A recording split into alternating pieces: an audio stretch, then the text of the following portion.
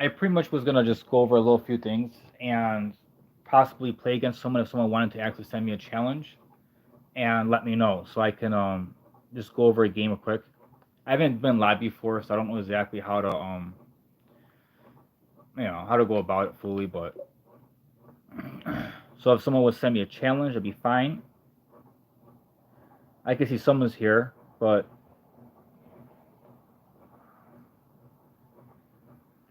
all right, I put chat on, so if someone comments anything on the video, I can see it.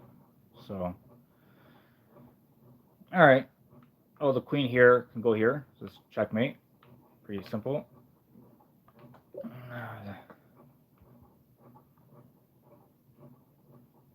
Well, if I take here, he can take back, and I will take here, so that's a free piece. See, there's something else going on. Let's see. All right. Here, I think I'm pretty sure bring king over to take these pawns. I want to make sure he can't come in. Right now, he can't come in because the bishop here, and I have to make sure my king is pretty close to right here. Let's see. Yeah, he pretty much can't come in. All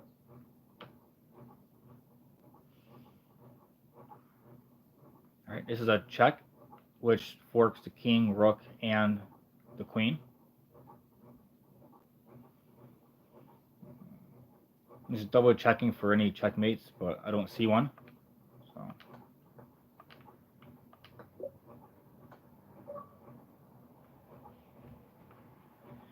All right.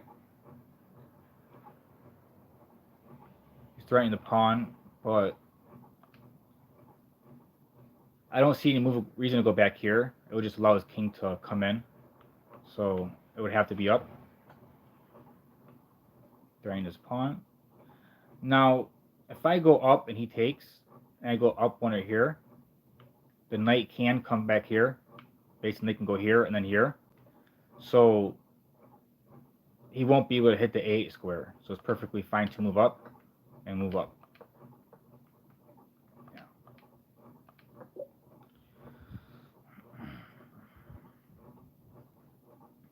If someone wants to issue me a challenge, that's perfectly fine. I will accept it. It's Benjamin145. And during the game, I'll talk about pretty much what's going on and what I'm doing and why. All right, so this king is kind of stuck in the corner. If I call check with the queen, he would just take this pawn. So that's not the move.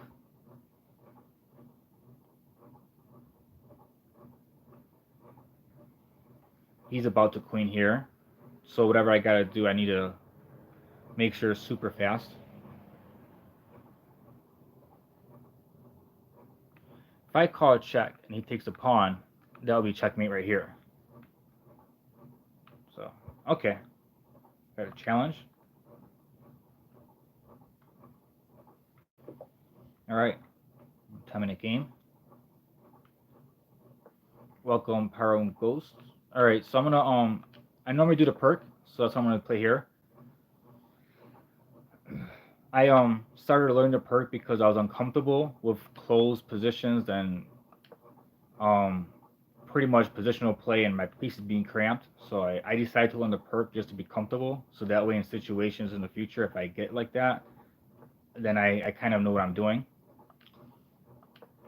So this is normal moves right here. This bishop here is kind of blocking off his pawn. So in the future, bishop probably better off over on c4. If you want to move your bishop that early, it's probably better. Because it blocks off your pawn for this bishop here.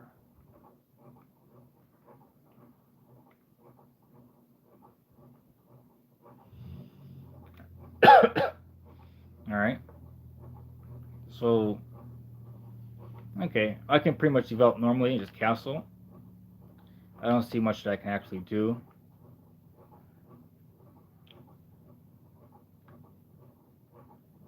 Normally in the perk, sometimes the bishop goes here.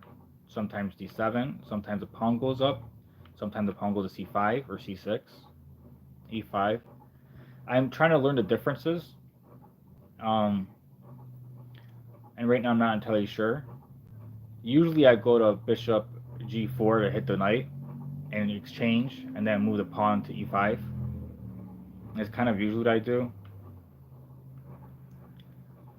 But normally when I play c6, it's so my queen can come out to a5 or to b6, so I can hit squares. But he's already castled, so I don't need to do that. So I'm just going to go knight to c6. I don't normally play this move, but because the center is not really occupied the way it usually is, I think this is good.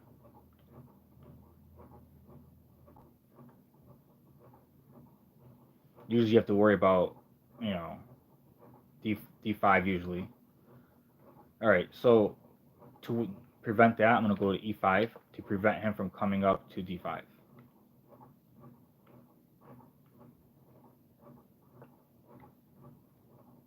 Alright. He's going to be, look like he might be hitting a knight soon, but I had to defend it twice, so it's perfectly fine. Most people go here. Some people play bishop e3, then queen d2 to do a battery across this line to hit this bishop here. So I'm going to do this.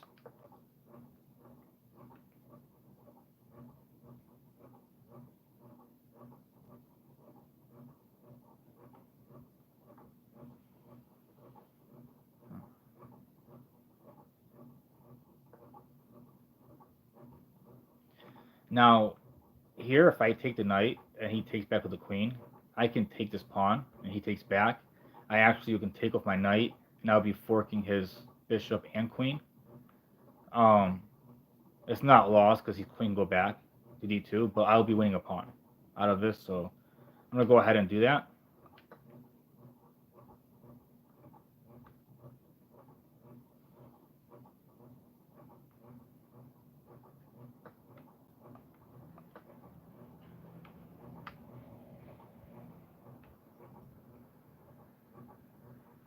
So far, I think he's played pretty well. Hasn't really. The main focus in my group is blundering pieces and losing whole pieces. I think that's super important to get a handle on before trying to learn mostly anything else. I feel like I got a good grasp on it, and I'm starting to learn other things. So, and I think that's super important for anyone under 1,000. I've learned to take advantage of some situations, but not many, and I got to learn to do that more. Found out yesterday a lot because I had a lesson. So,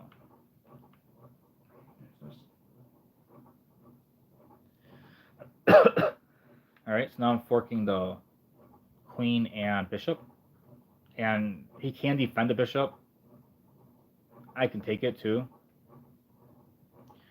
I would like to also take this pawn, but I can't right now. Maybe if I'm going to rook over and threaten it again at some point and move my queen in to help.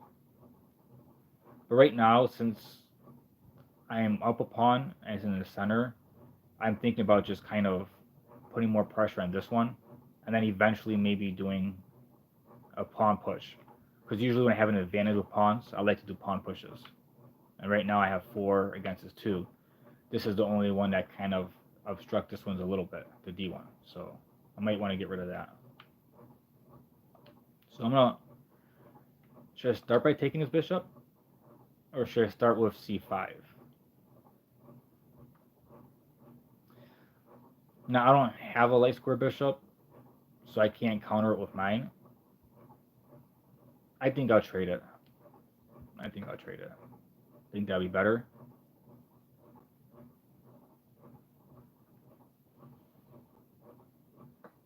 Okay, now move rook to e8, hitting this pawn. If he blocks with his rook, I can always move my pawn up one, and if he takes the pawn, he'll be hanging his rook. So I'm not worried about losing this pawn here if he moves to rook to e1. Okay, so I just move up one, like I said. He can't really take for the reason I just explained. He can move down one if he wanted to, but that will allow my bishop to get in the game pretty easily because I just move my knight somewhere. I mean, d7 looks fine and g4 looks fine as well. Knight to e4 looks kind of aggressive, but he can try to kick it. So I'm going to see if I can have a good square for him after. I'm going to say knight to e4.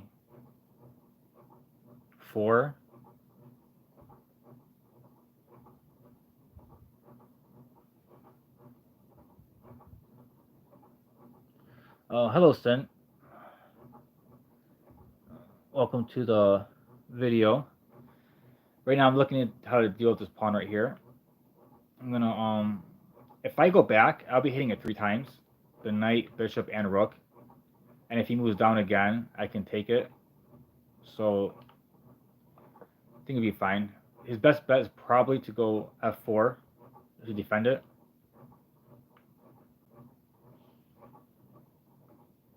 If he goes f4, he defends this pawn, and I won't be able to take it with my pieces. So that's probably his best bet.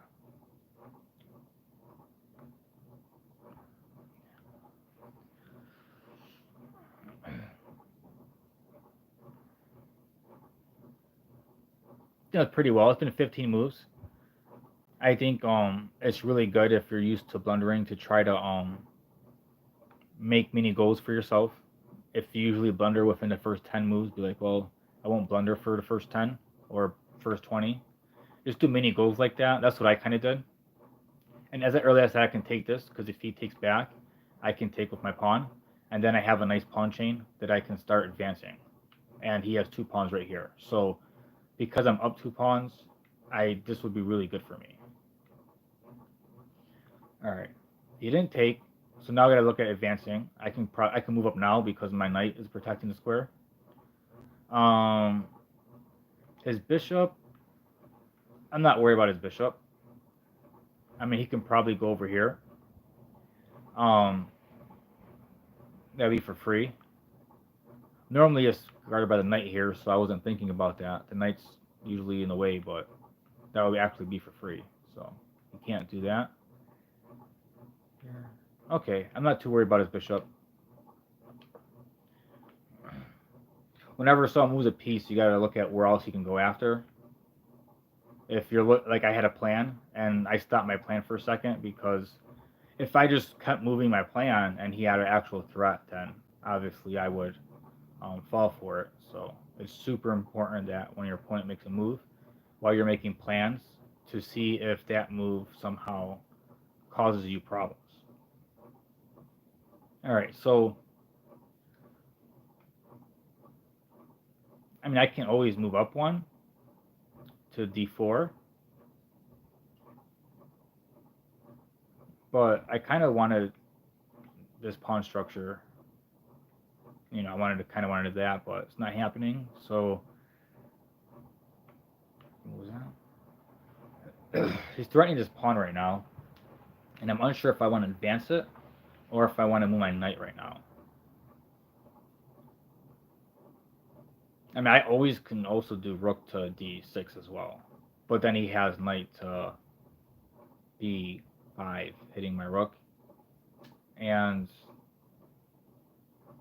I don't want to keep shuffling pieces for no reason. I want to actually have a clear purpose of what I'm doing instead of just moving my pieces and being threatened and moving back and forth.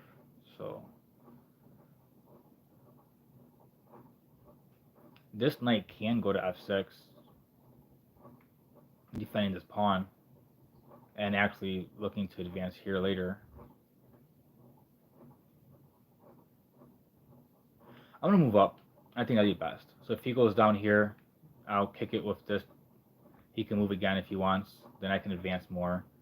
So if he decides to go forward with his knight, I can just start marching all my pawns up, which is my goal. So he'll be helping me if he goes here to b4, to b5. If he goes somewhere else, then I'll handle it as it comes. But this seems like it can maybe create a minor mistake for him.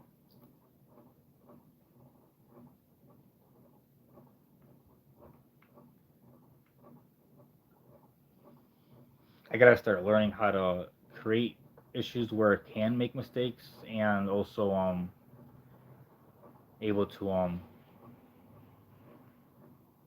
take advantage when I notice them.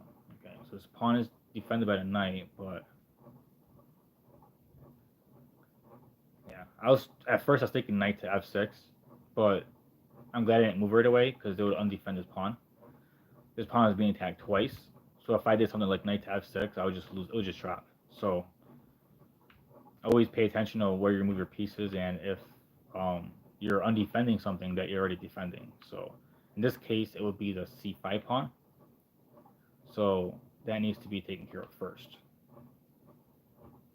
Look for other threats. This is fine. All right. I usually like longer than 10-minute games, so I can think a little bit more. So this process is still kind of new to me a little bit, but it works. Because it's kind of new to me, it sometimes takes me a tiny bit of time, which is fine because then I get to explain it. I notice in videos when I listen to masters and stuff, they kind of already know what they're gonna say, and they waste time actually talking. For me, I'm not really wasting time talking because I'm actually thinking what I'm actually gonna do. So he's threatening the rook. I can simply take and have him take back. I'm unsure if that's even what I want to do.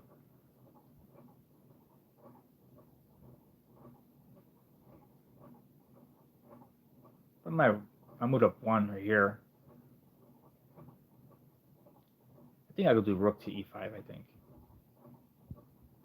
No, his bishop can just go right here. I'll do my rook again.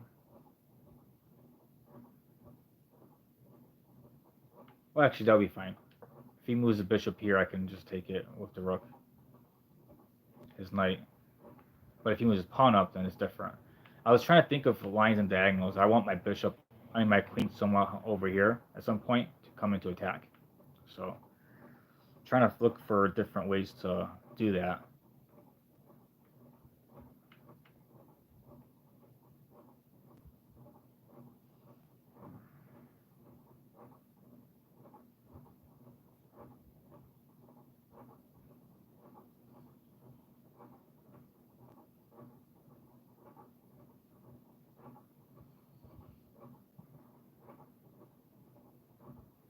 Nope, sorry about that. I clicked on the screen. I'm trying to figure out what to do about the message, how to deal with the messages a certain way, and I made the screen a different color by accident. So let me put it on normal. See if I can.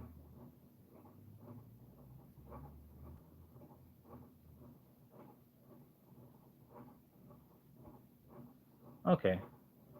Apparently, I can change the brightness and stuff of the screen.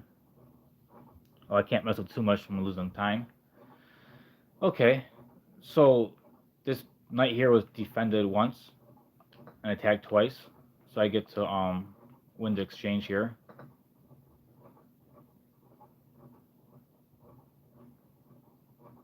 Mess with the screen a little bit again until it's bright.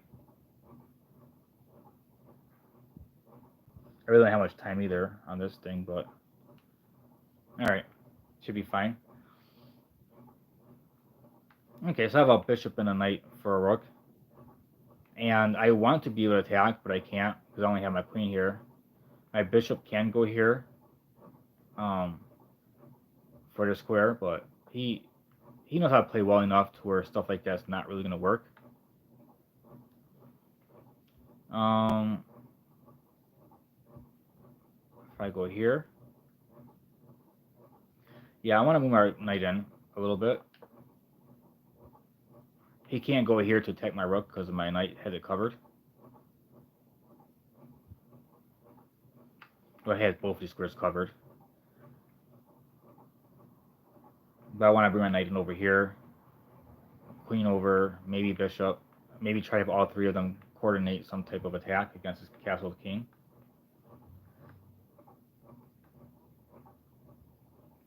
I have to worry about my back rank. So my rook will probably stay back here. Just to make sure there's no checks or checkmate possibilities. Okay. He's moving out.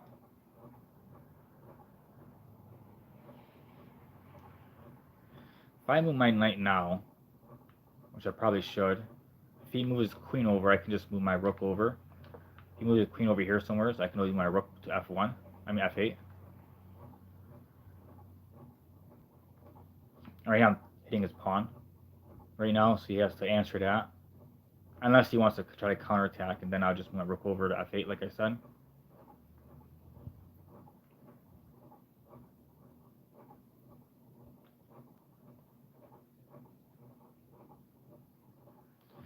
And if he moves to, okay, that's a check. That's perfectly fine. My bishop has that covered. Now I'm still having this threat over here in h2.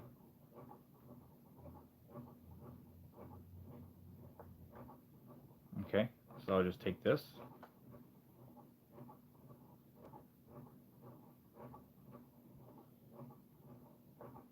Okay. I'm going to go back, and then I'm going to move my queen up here to threaten here and here at the same time.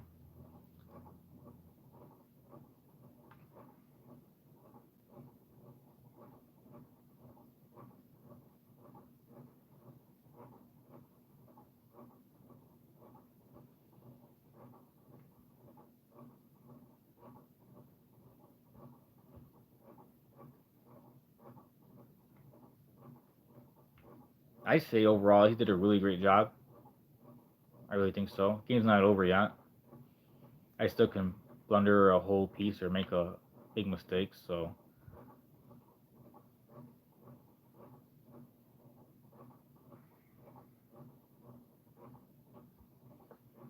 Okay. So now my plan was to go queen here to call a check, and I'm not sure if I should come in or not after that.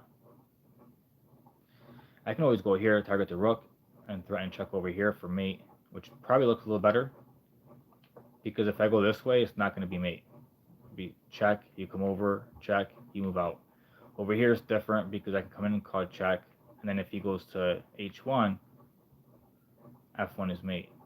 So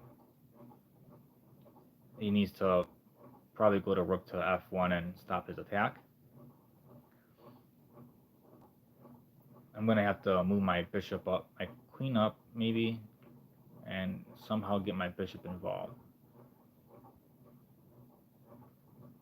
Yeah, my king goes up, and then my queen goes to f4, maybe bishop to d6 maybe. Alright, I wasn't exactly sure what I was doing, and that was a long time. That was a good game. I would suggest finishing it out, because I wasn't 100% sure what I was doing. Even though I'm higher rated, I wasn't 100% sure of how to come in. I was kind of guessing, and I was low on time. So it was a good game, but that's definitely something I would suggest in the future, especially when someone's low on time. So we can analyze this. So yeah, I usually have a hard time analyzing on this app. I mean, on this app on the Xbox. It usually has problems for some reason. So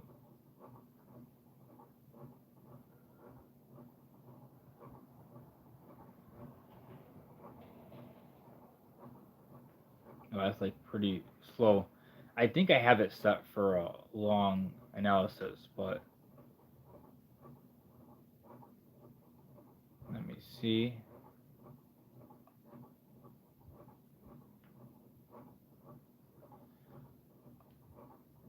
Oh.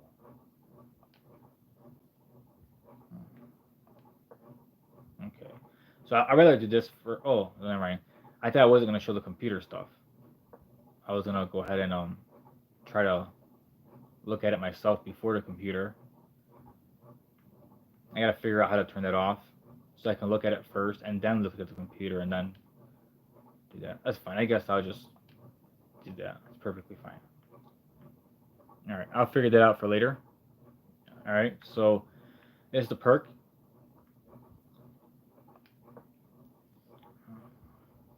And that's very normal. This move right here is I didn't like because it blocks off the pawn here. The computer doesn't really seem to have, let's say, much of a problem with it. From 0.6 to negative 0.15, so it's like it's not. I don't know. It's not going to lose over this move, but the reason I don't like it is because this pawn right here, he can't move. So like normally people play bishop to c5 sometimes, but not right away because this pawn, will be dropped. Most people usually play stuff like knight to c3, and then after I play g6, then use the bishop over here. This is usually a setup that I normally see. This is like the classical. So this is classical variation. So just so you know, in the future, that's basically the setup that is pretty normal for this. When I seen it, I didn't see a way to take advantage of it, so I just continued. I didn't think I had to do anything different than I normally do.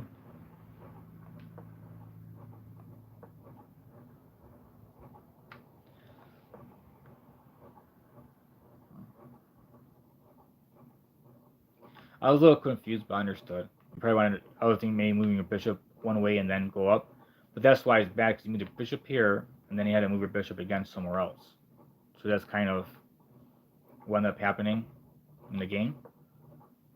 So you basically move the bishop in the way of the pawn and then out of the way of the pawn instead of a clean move and just kind of, So it's just basically one wasted move. It wasn't a big deal. All right. I wasn't sure. I wasn't sure if this right here would be actually really bad or not. I don't think it. No, it wasn't. If I take, you take, you have a good pawn center and maybe come in. I kind of went knight there to prevent d5, but with the pawn on c3, I wasn't sure if I actually did it right or not. So I guess it was fine to just come in this way.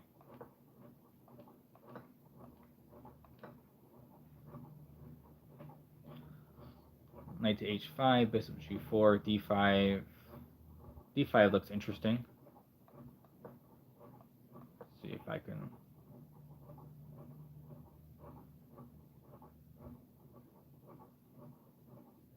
Knight to e4. So I don't like that. Knight to d7. I've seen stuff like this before, but it blocked off the bishop.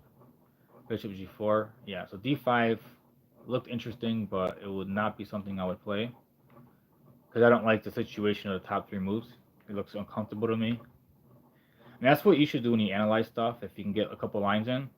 And you can always get the best move, but if you don't understand it or if you don't like it and you're uncomfortable, then you're just putting yourself in an uncomfortable situation. So, and here, let's say I'm encountering this at some point, bishop g4.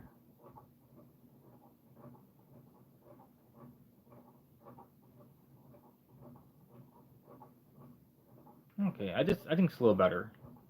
All right. All right, let's go back. That's not what happened in the game. So I moved. He went d3. Attacked his knight. Then he played d5, d4 after, which apparently this is a lot worse than just going straight out. Maybe it's considered an extra under the wasted move. Maybe, I'm not sure. The reason I captured here first is because I kind of wanted to clean out the way so I can get a pawn. Yeah, and that's why it was bad. That's right. It's because now that the bishop is here, I can get a free pawn. That's what it was.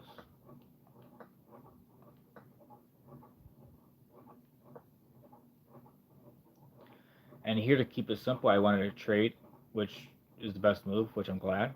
My second move I thought was c5, which is also playable. This is my second move that I considered.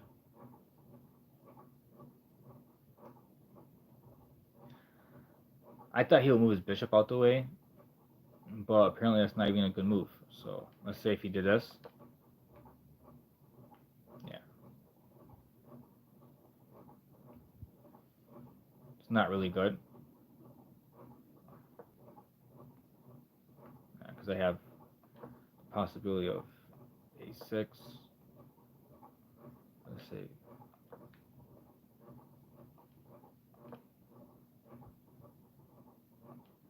Yeah, it kind of puts the bishop back and I have a good wing attack. Okay. So it's a good thing that I didn't play. Alright. So this actually was good idea. And if you try to save the bishop, that would have been better for me. But I just took, which was still good. Alright. Queen to e7.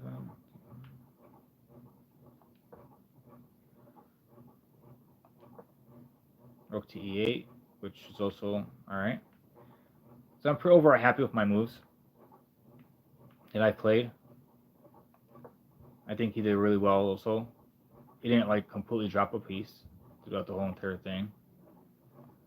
So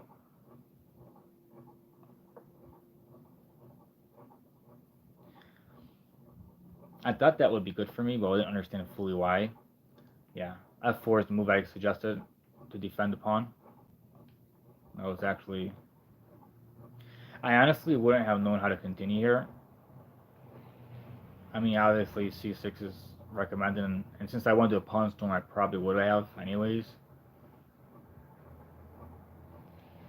But this right here, I would have been a little bit confused on how to continue. I'm not sure if I would have figured it out or not. But because I want to do a pawn storm on the wing side, I probably would have played c6, but I was a bit unsure. So okay, rook takes e6. So far, so good.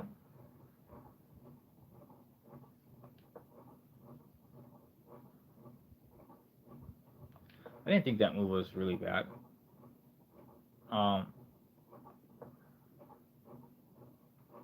Bishop e3. Okay, I can see why bishop e3 would be better. And then if I went... Oh, I would not go c5, because then that would be a free pawn. I would think this is a free pawn, wouldn't it? As if he takes it. Oh, checkmate. Okay. On a 6, I'm like, I thought if I would take this back, he would take it with the queen. And okay. But I'd seen that in the game, the actual game though, the checkmate thing, earlier, so. Alright. So if bishop e3, I guess c5 was playable because of that.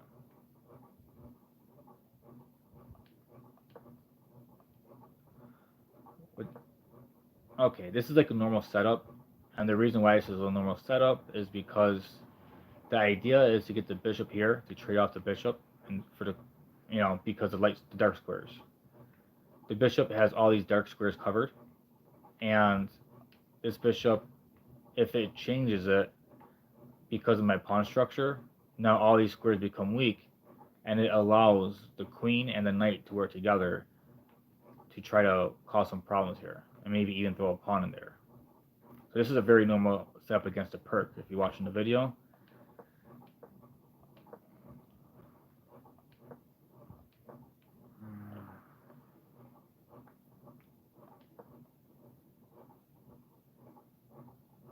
Alright. That's a good move. That move I was unsure about, but let's see what it looks like. Okay. I had other moves on top. I was unsure of anything, really. I thought for sure almost anything I did would have dropped this pawn at some point. Oh, that wasn't this move, it was the next move, I think. Yeah. Yeah, at this point, I was worried about dropping that pawn. This move right here is the first one I considered, and I went against it because, well, this drops a pawn, but so does this.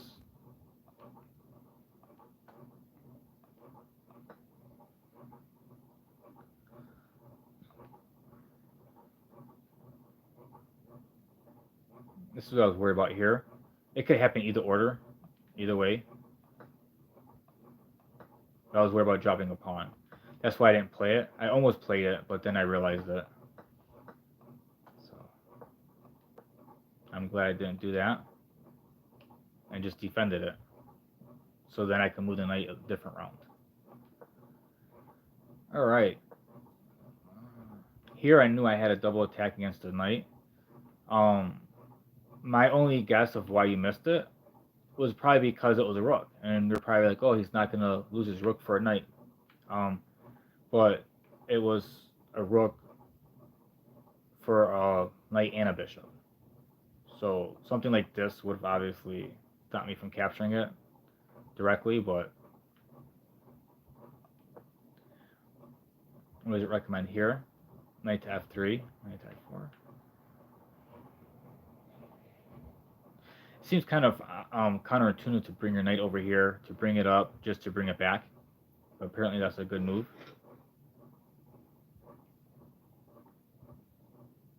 f4 is also. That happened more than once. And just so you know, the f4, this king isn't weak on this diagonal because all my pawns are here. So I can't like use my bishop or my queen to put on this diagonal because of all my pawns.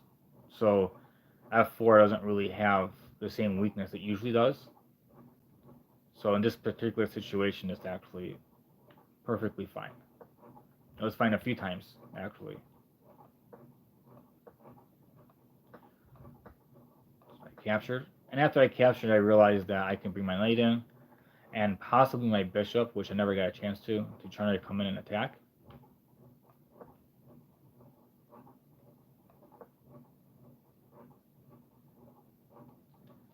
I didn't really see much opportunities for him to attack. That was a decent move. I was worried about him trying to come in here and trying to fork and attack all my pieces, so move the knight first and make sure that these squares were covered. And then when I moved again, I figured because of his king, I don't know why he did that. Maybe because he was low on time and he didn't want to make a bad move, so he's like, okay, I'll just move my king well, I think. Which is actually not that bad idea sometimes. And after I attacked the pawn, I actually missed this check, but I'm glad that it wasn't game ending, because I did miss it.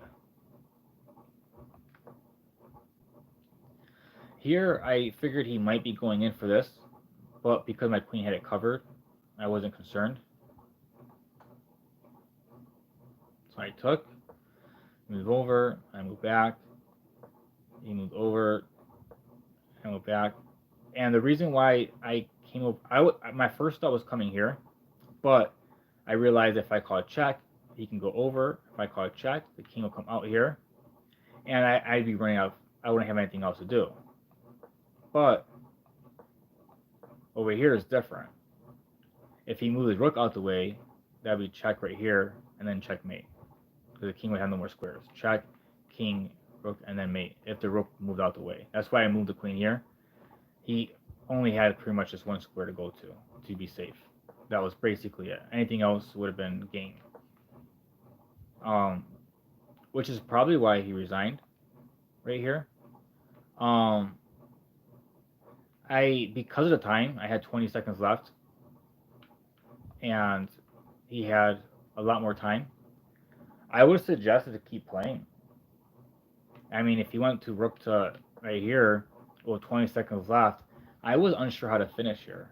My idea maybe would have been queen over here, which was my idea, and then my bishop up here.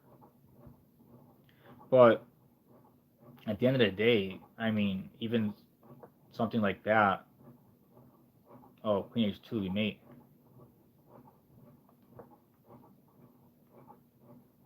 Okay, he probably didn't see a way out of all. Maybe he noticed other stuff too, but it was possible to hold on for a little bit longer. And with 20 seconds on the clock, I really had no idea how to finish the game, finish fully, if he paid rook to f1. So I guess my suggestion when it's time low like that, just play it out. Just practice defending. If you have more time than your opponent, especially when it's under a minute, just practice defending if you have to. And sometimes you'll win games. I don't know if I would have won that one or not with 20 seconds left. All right. Well, that was pretty much it. I hope you enjoyed. Good game. I would try to do these once in a while with the group members. If you want to play against me and you want to share and like videos, that's perfectly acceptable. I'd be very happy. All right, good game. Don't know how to close this off, so give me a second.